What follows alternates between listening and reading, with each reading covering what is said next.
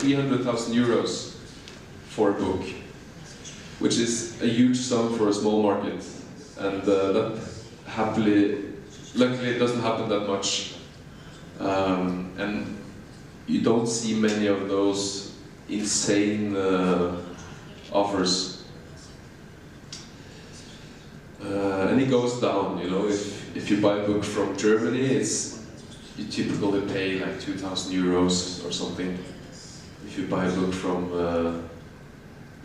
Eastern Europe, it might be like 1,200, 1,500. The big traditional publishers, they often play with their heritage, saying that perhaps we don't offer the most money, but we are Cappelen Damm, we are the biggest publisher, we have this great history, we have all these great authors. And for some publishers and for some authors that is important, and for some it's not important.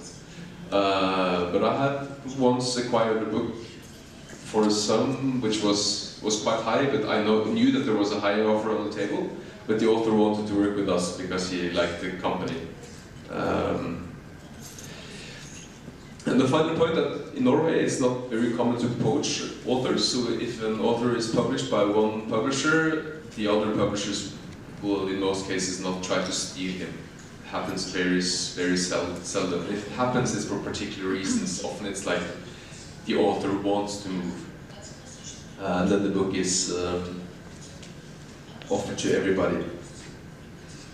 My feeling is that because competition is becoming more intense, I feel that legacy and heritage means less now than it did before. That the agents are trying to get as much money as possible. So, but obviously you can't have all the big books. You can't afford to have all the big books. So you often will have a mix of books that you have paid a lot of money for, and more quiet books that you have paid less money for. Obviously there are always trends in the market, and some of the books you acquire will apply to that trend. In Norway, for instance, Swedish police crimes like Henning Mankell have been extremely popular, and so if there is like a new Swedish police crime series, you want to have that, but you also need to have something new, because with books it's not like a standard product. Books create markets too. So you will also have something which represents something completely new. And also it's good to have a mix of books that call for different marketing approaches. Because you can't market all the books the same way, you don't have resources to do that. For some publishers it's important to have books from different geographies, whereas the more commercial ones, they think that, hey, almost all books that sell well in Norway are American or Swedish, so let's stick to American and Swedish books. Next level, when you have acquired a book, you write a contract. And we mostly leave that to other people, like secretaries, specialists in the juridical side. And I think as long as you do a good job when you acquire the book, that you go through every step with the agent, you don't need to do much work here. It's just like checking if everything that you agreed in your offer, in your email, is in the contract.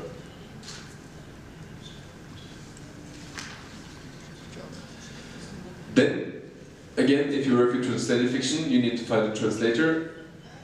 And there you have to be careful, because if you pick the wrong person, it can lead to a nightmare. Most often, when you buy a book, you want to publish it on a fixed day, and if your translator doesn't deliver the manuscript on the deadline, then you have a big problem. So I think it's important to establish good relations to the best translators, so that they know who you are, and when they have a lot of offers, if you're a popular, good translator, they will prioritize you, because they like you and they like working with you. With English and Swedish, there is a choice. With smaller languages, there most often isn't a choice. There are perhaps only 2 people that can translate, well, from Icelandic or from Basque, or So then that doesn't matter that much. What's interesting in Norway is that there is a standard fee. So a translator will always get the same price. It doesn't matter what kind of book it is, whether it's commercial or literary, there is a standard price. So there's no negotiation.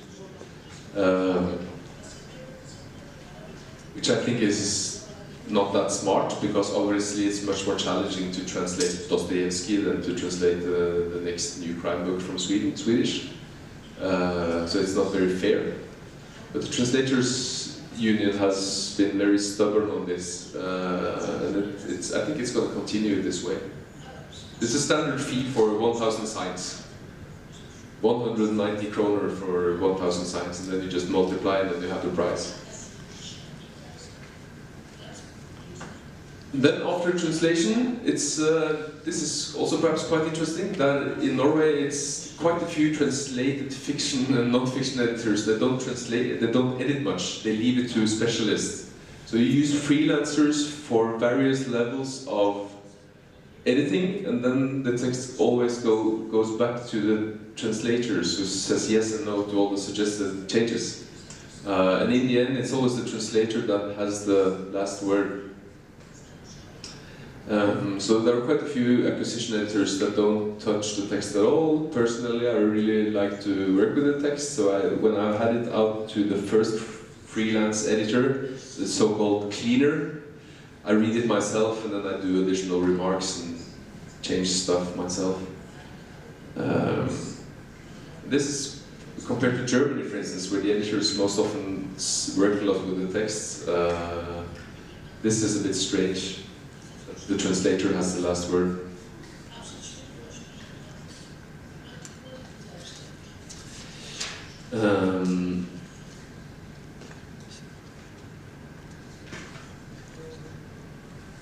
More and more, the big fight is in the marketplace, and not for. It's not a big.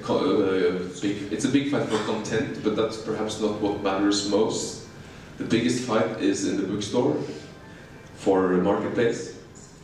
This is a picture from a new bookstore in Oslo that they try to show all the covers straight up instead of having the books in the shelves. So working professionally and doing everything as good as you can with the cover, with the jacket, with the first page, with the text, the meta text, what you write on the backside, is getting increasingly important. There are different ways to do this. Some publishers have in-house designers, some have no in-house designers. Cappelen Damm, we have a couple of in-house designers, but quite often they give the job to other external designers. If they think that this is not for me, this is not my specialty, I don't do this genre well, I have to give it to somebody else. I think that model works well. Then you obviously have to market and launch the book. That's not what I'm working the most with, but obviously editors play a big role in the planning. And it used to be much easier before. Then you often had one big marketing effort. Now you have to do all kinds of stuff to get attention, because the media world is so much more fragmented. For instance, 10 years ago, newspapers had a much bigger readership, and reviews in newspaper were more important. So if you had it like a double page in two of the biggest newspapers in 1 week, that will move sales. You could sell like 1,000 books on a really, really good media coverage. But now it doesn't help that much. So you have to be visible in the newspapers, on Facebook, on Instagram, everywhere.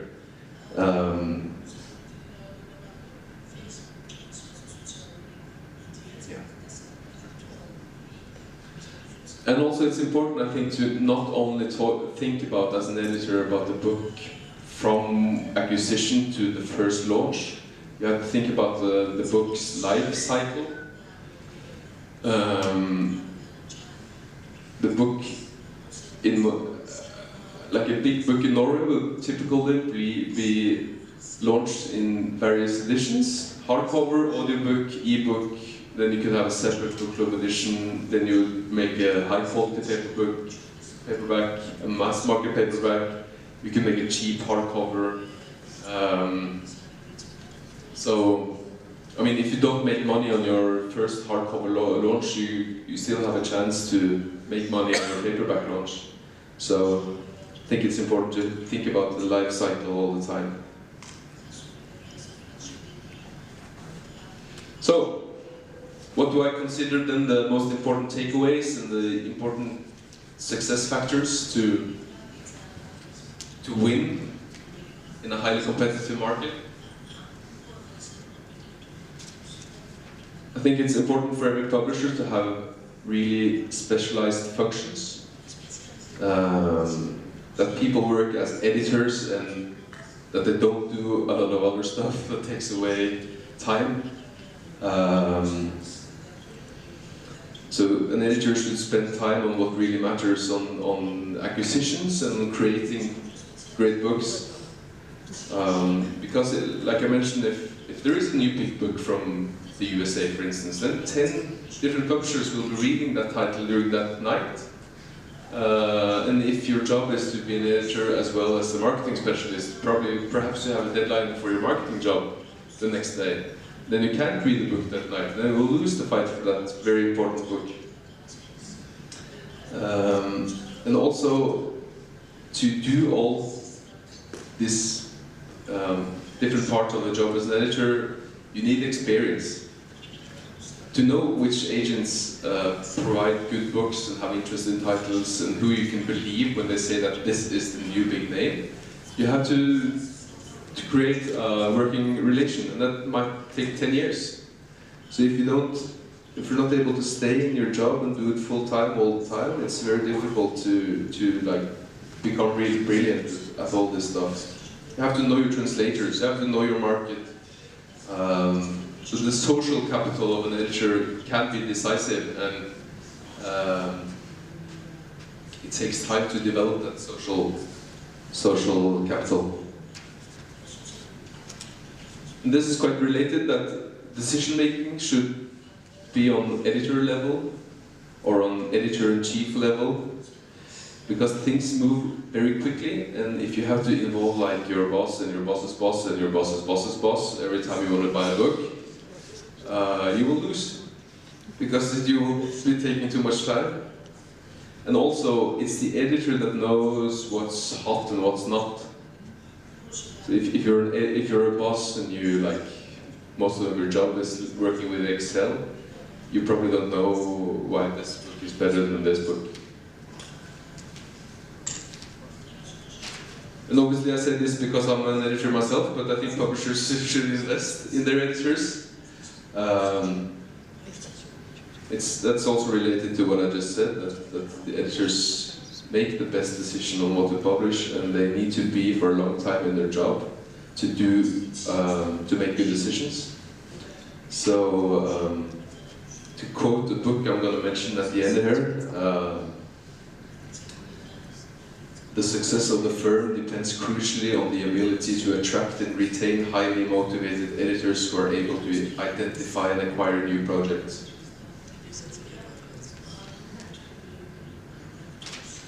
Then it's important to balance the risk. You can't have all the big books. You can't pay 10,000 or 50,000 euros for every book. You can do that once in a while, but you also have to try to find less risky projects where you can have a higher immediate income. And for us, what's important if you work with translated fiction is, of course, to try to get translation support from like Goethe Institute in Germany, and constantly. I mean, if you produce Pepsi Cola, then it's the same product every day. Whereas we change our product line every time we publish a new book. And secondly, our job is not only to attend to an existing market, we also create a new market often. I mean, nobody knew that 50 Shades of Grey would sort of create a new market, but suddenly the book sold 100 million copies all over the world. Nobody knew. So what you have to put on your list is a mix of things you know will attend well to the market that function. You know, like in Norway, the crime scene is very strong. So you have to have new crime books, Swedish police crimes, but you also have to pick up the odd book. Something you have a hunch that this could probably work. People would probably be interested in this, but you don't know. And most often you fail, but sometimes you win, and then you win often 10-0, to talk in soccer terms. There was this book called Elizabeth is Missing. I don't know if you've read it or heard about it, by a British author called Elizabeth Healy. And it's sort of a mystery novel, but it's about an elderly woman who loses her memory, but she's hunting for her friend and she's hunting for her family. But it's a suspense novel, but it's very untraditional. And my boss at Cappelen Damm decided to pick it up and give it like more of a crime and suspense cover, and it worked really well. And all the reviewers said that, hey, finally there is something new in the crime and suspense league. And he went directly to the bestseller list, and that was quite unexpected. And finally, make clear priorities every season. Every season you need to publish a few books, you need to have a lot of sales opportunities. You can't publish just one book every autumn, you have to have 5, 6, 10. But it's difficult to market, so you have to decide really well and make good decisions of what are the books you're going to invest your money in, and what are you going to like more quietly slip into the market. You have to sort of make the right decisions there and spend your money on what has the biggest potential.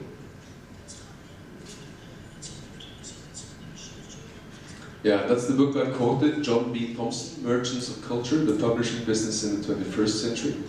It's a book that deals with the English language market, the US and the UK. But I think 70% of what's in that book is applicable to all these like major book markets like Norway and France and Germany. Obviously in the UK and the US they don't have fixed price. That's a big difference, and they have Amazon and they have a much higher e-book readership, but apart from that there are quite a few takeaways in this book, so I would strongly recommend you to read this one. Questions?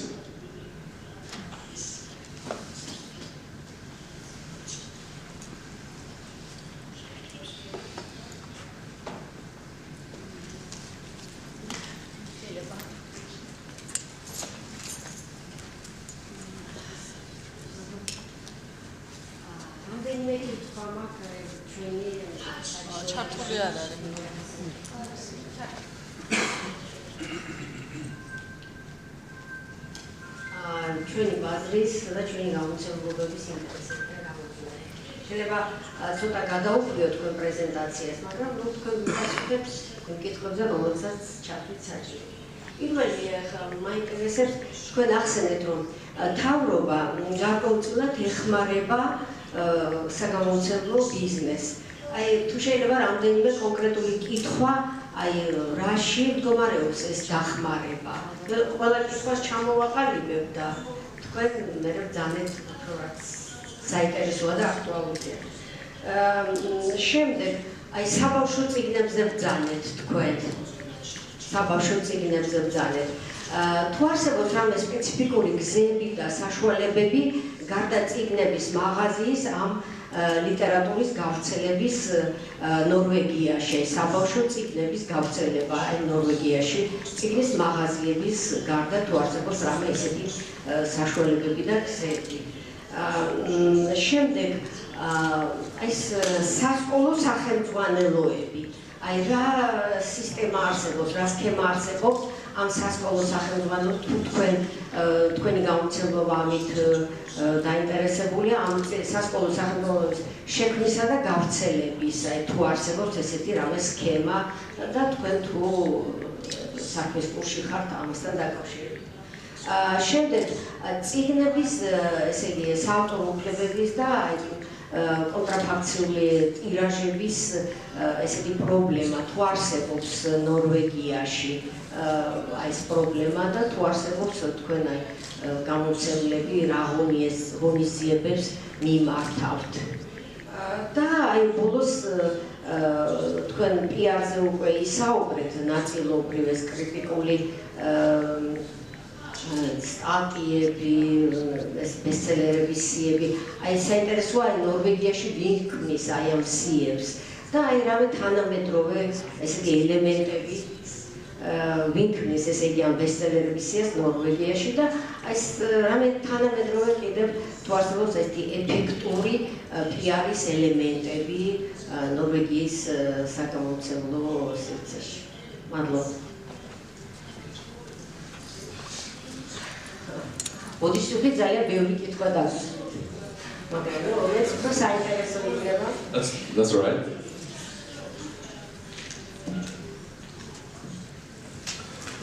Thank you. As for the first question on state support, I had a slide showing the three ways of how literature is supported, and I guess you can distribute the presentation perhaps. So it's described there. So I don't want to repeat that. Second question about the alternative ways of selling children's books. Quite a few of the publishers, they have their own arrangements for children. Both Gyldendal and Cappelen Damm where I worked, they had quite popular Saturday events for children and parents. They have been doing this for many years, and it's becoming sort of an institution that one Saturday every month there is a program in their publishing house where you're invited,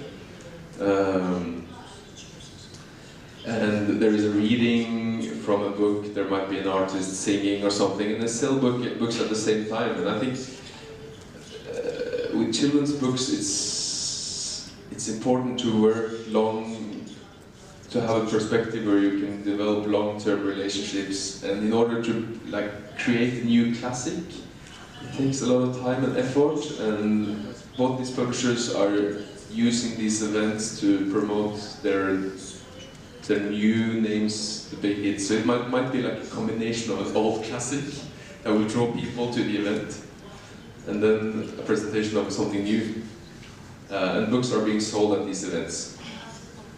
I think that's, and also that book festivals, children's books are sold. Apart from that, it's mostly what I just showed, that it's mainly bookstores and a mix of supermarkets and kiosks, etc. As for school books, I don't work with school books, so it's not my specialty, but what I can say is that roughly every 6 or 7 years there is a school reform of some kind in Norway, and that typically leads to an interest for new books and reviewed books, updated books.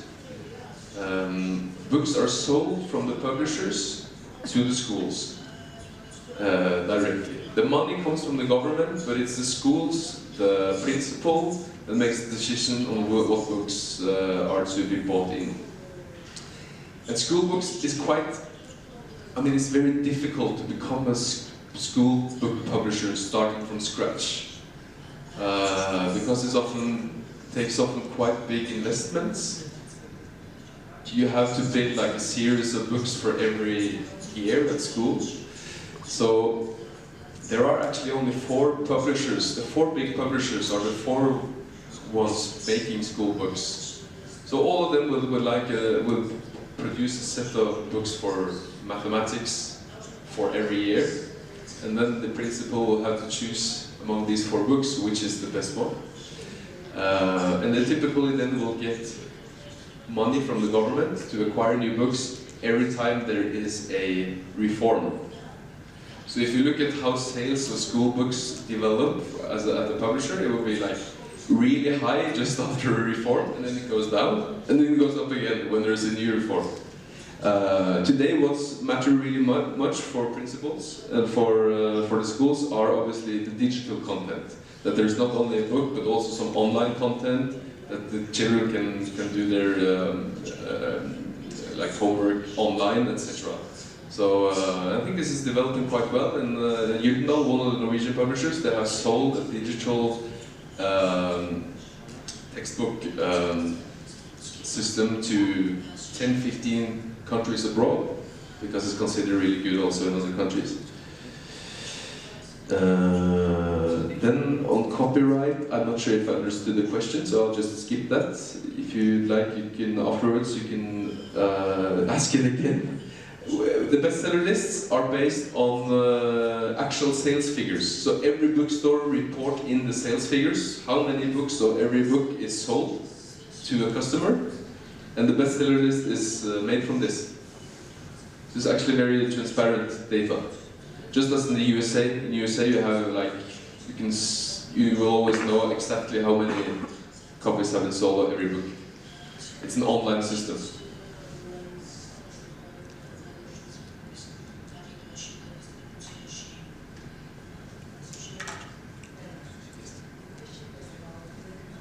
Okay. Regarding copyright and copyright infringements, it's not a big problem, and publishers don't spend much time with it. Why it's not a big problem? I'm not sure, because in the Netherlands, which is a quite comparable country in terms of average income, etc., it is a big problem. But happily, we haven't had big challenges with copyright infringement, so we don't spend much time with it. People buy the books, they don't copy the books because it's not convenient.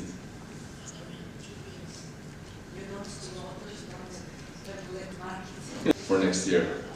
But my experience from being involved with this project is that the literary journals in Norway, they don't have much money. So the biggest challenge is to pay people very little money and still convince them to write the best article they have ever written. That's the main challenge of a literary journal. Because if you to like write a 20-page article on an authorship, it can take several weeks, but they will never have the money to pay them properly for that. So you have to have the ability to inspire people to do their best and not getting much paid.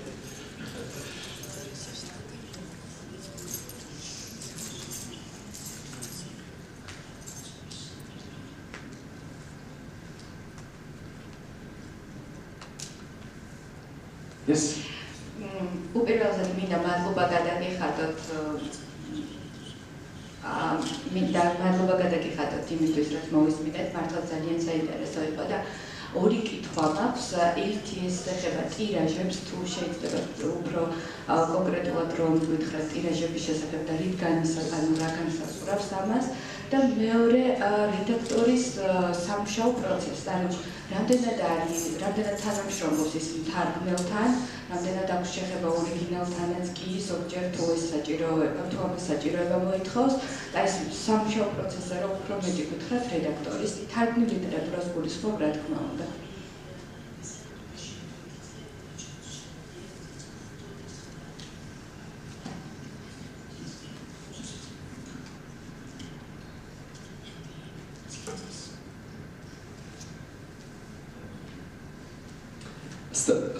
Standard print run for a fiction book would be, for a Norwegian book, it would be 1,700 copies.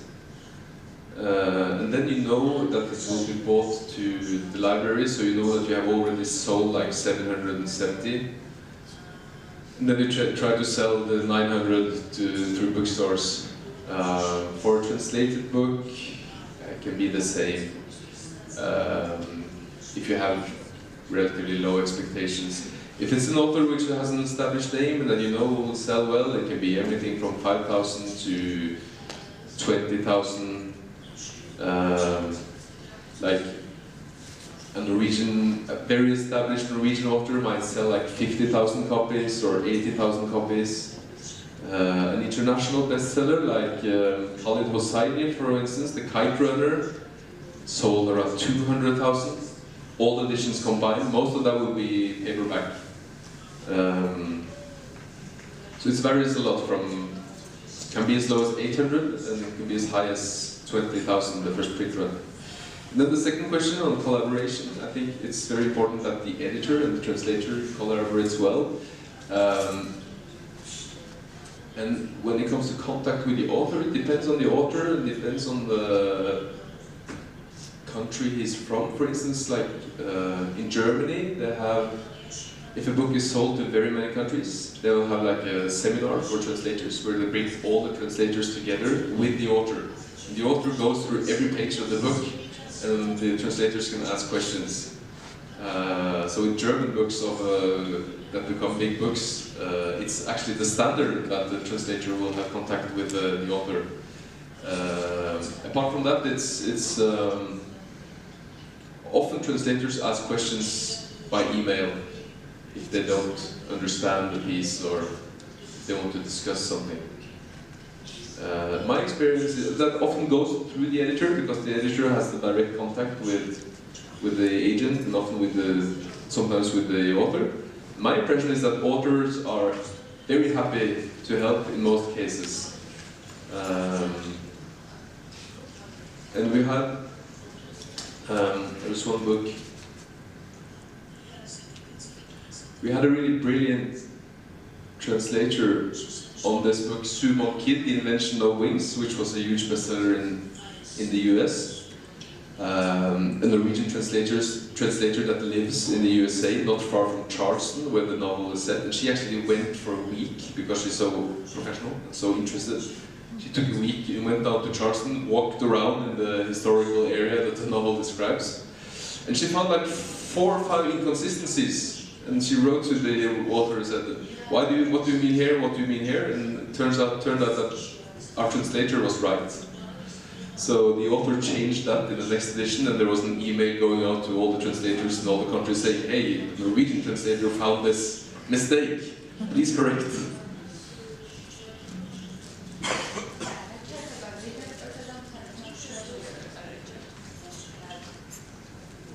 და რა შეიძლება რედაქტორსა და მთარგმნელს შორის, ანუ ავტორის და მთარგმნელის და რედაქტორისა და მთარგმნელის.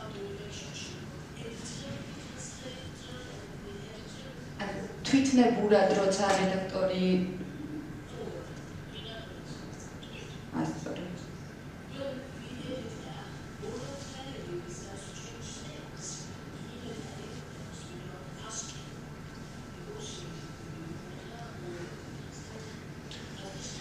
Are you asking about translated books or books written in Norwegian?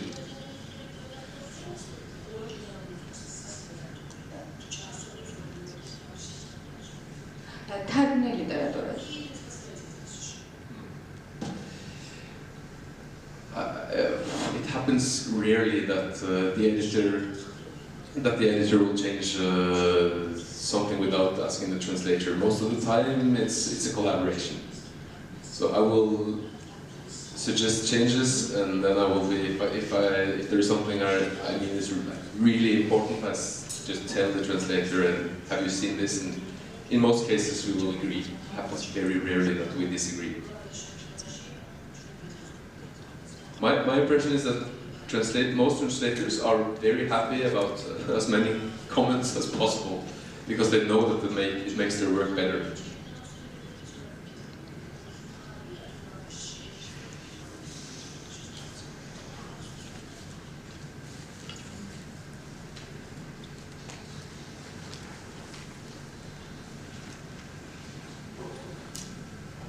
მოგესალმებით უპირველეს ყოვლისა.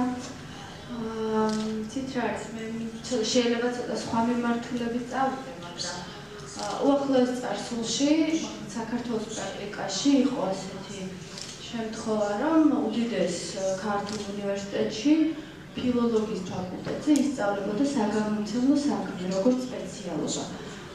სამწუხაროდ ეს გაგრძელდა რაღაც 6-7 წელი, მეტი არა.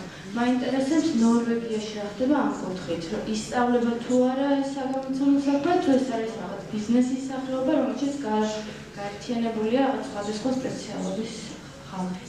მადლობა.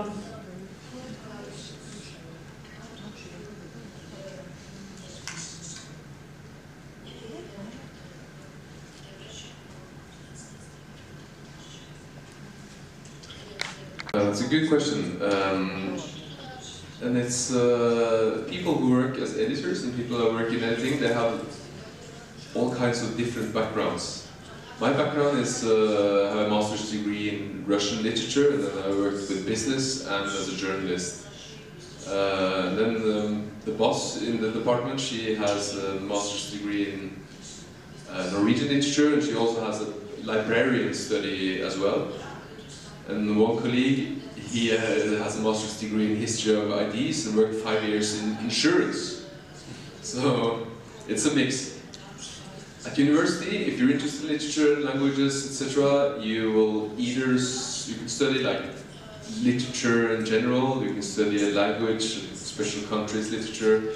And there also is you can do a master's degree in literature, sociology, specializing in not in editing, but in like book history, for instance, history of book publishing. So there's no like strict, there's no school for book publishers. There is, however, a school for people, more like a general school for people working in the book industry, and it's most popular for booksellers. It's like 1 year at university, but it's taken over 2 years so that you can work at the same time. And that's quite popular. That's the closest you come to like a particular school for book people. At Gyldendal, I had a colleague who had a bookstore background. She had worked 20 years in bookstores before she became an editor. She works with quite commercial books, so she knows a lot about sales.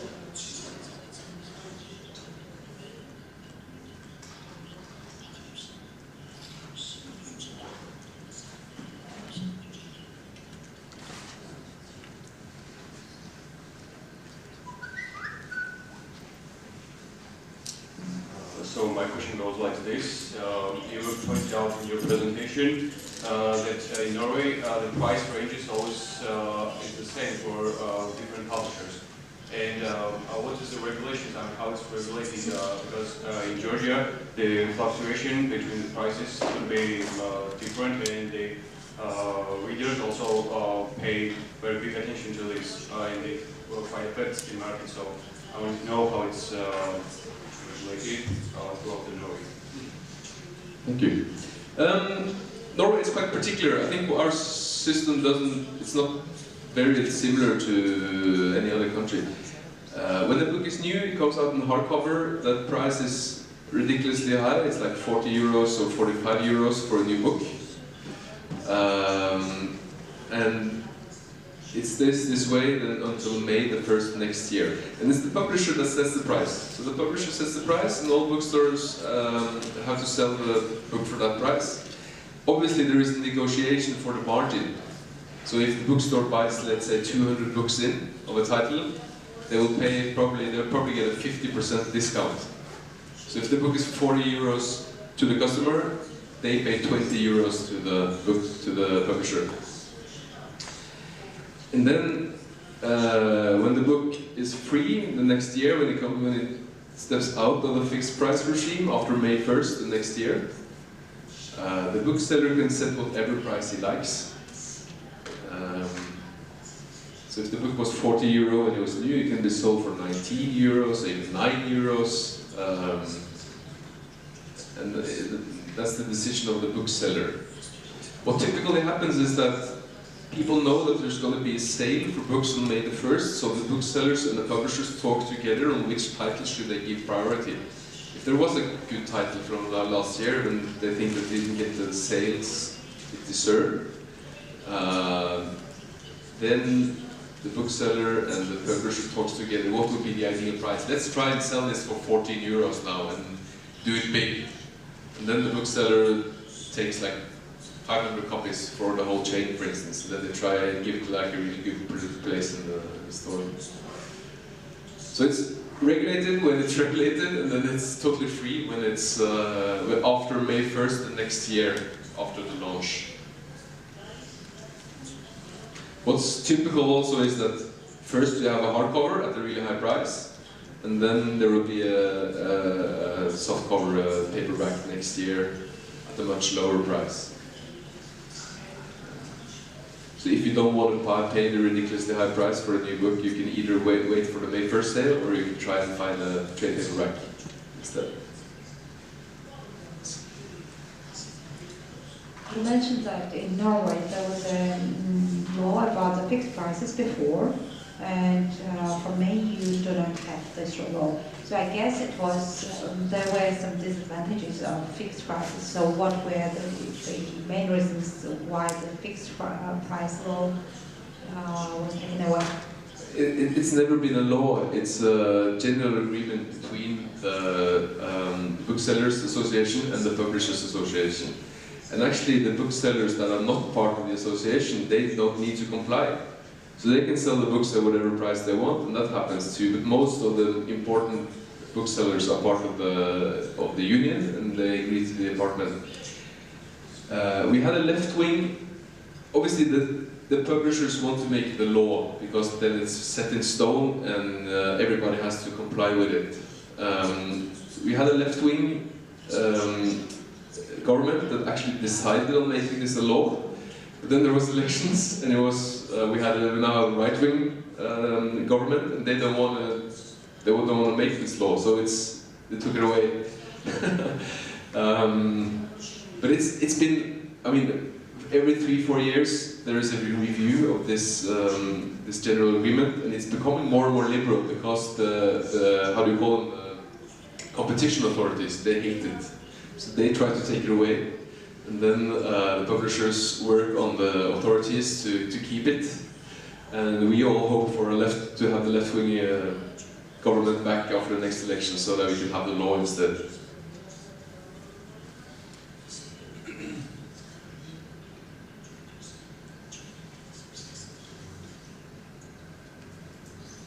Thanks for all the brilliant questions. Thanks for listening all the time. It's been 1.5 hours at least. Thanks for being such a polite and interested audience.